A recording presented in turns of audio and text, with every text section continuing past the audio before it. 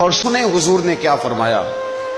نبی پاک صلی اللہ تعالی علیہ وسلم نے دعا دی، کہا اے اللہ اس آدمی کے چہرے کو چمکتا دمکتا رکھنا۔ کیا دعا ہے، اور دی اس محبوب نے ہے کہ جو جب دعا کرتے تھے تو اعلیٰ حضرت بریلوی فرماتے ہیں قبولیت نیچے آ جایا کرتی۔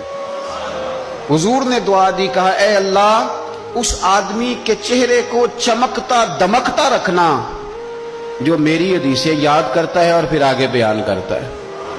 اس کے چہرے کو چمکتا دمکتا رکھنا، یہ رسول پاک صلی اللہ تعالی علیہ وسلم نے دعا دی۔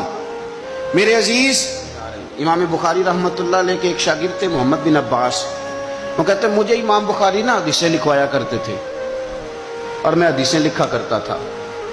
جب آپ حدیث پاک پڑھتے ہیں یا حدیث پاک سنتے ہیں تو کئی دفعہ ایسے ہوتا ہے کہ آپ کوئی واقعہ اچھے طریقے سے پڑھ رہے ہیں حضور کے دور کا صلی اللہ علیہ وسلم، یا سن رہے ہیں، ایسے لگتا ہے کہ وہ منظر آنکھوں کے سامنے گھوم گیا ہے۔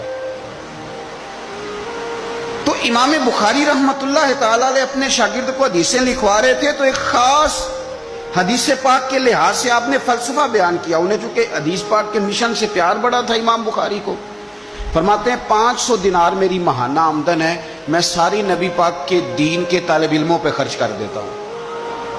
یہ مشن سے پیار ہے۔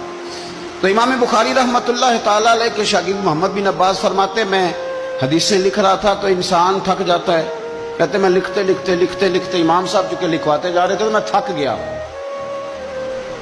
تو امام بخاری رحمۃ اللہ تعالی علیہ نے جب محسوس کیا نا کہ میں کوئی سست ہو گیا ہوں، تھک گیا ہوں، تو فرمانے لگے مجھ سے کہ جو کھیل کود والے لوگ ہیں نا، شاگرد سے کہتے ہیں جو کھیل کود والے لوگ ہیں وہ کھیل کود میں خوش رہتے ہیں، جو تاجر ہیں وہ تجارت میں خوش رہتے ہیں، جو سیاحت کے شوقین ہیں وہ گھومنے پھرنے میں خوش رہتے ہیں۔